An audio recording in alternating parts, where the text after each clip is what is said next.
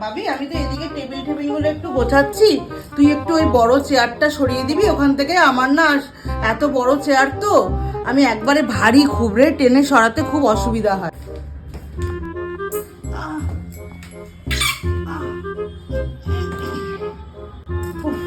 বাবা বই টইগুলো কিরম ছড়িয়ে রেখেছিস, একটুখানি গুছিয়ে নে না। তোর বই আমি যদি রাখি না, কোন জায়গায় কি রাখবো পরে খুঁজে পাবি না, কিন্তু একটু গুছিয়ে রাখ না, একটু তো হেল্প হয় আমার।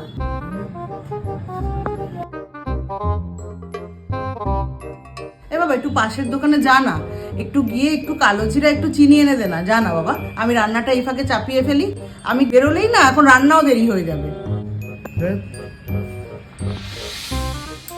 থাক, আমি নিজেরটা নিজেই করতে পারি, কাউকে দরকার নেই।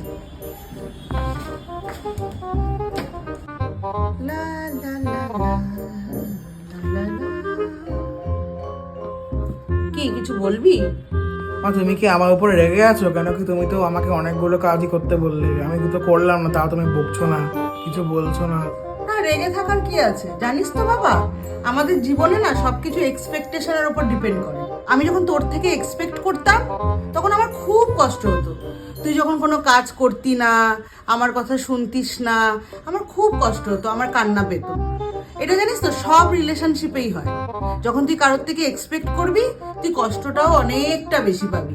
এই যে দেখ এখন আমি তোর থেকে কোনো এক্সপেক্ট করি না, আমি জানি তুই নাই করবি, তুই কাজটা করবি না, সেটা আমাকেই করে নিতে হবে।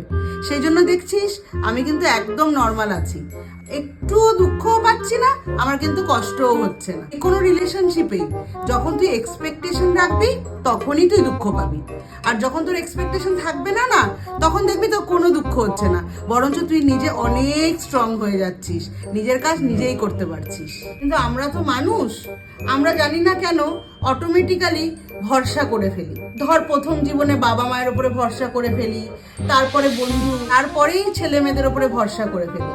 কিন্তু এই যে এক্সপেকটেশন, এটাই কিন্তু মানুষকে শেষ করে দেয়। কিন্তু কিছু করার নেই, এই একটা এমন জিনিস না, তুই না চাইলেও অটোমেটিক্যালি তুই কারোর না কারোর উপরে ভরসা করেই ফেলবি, মানুষ তো।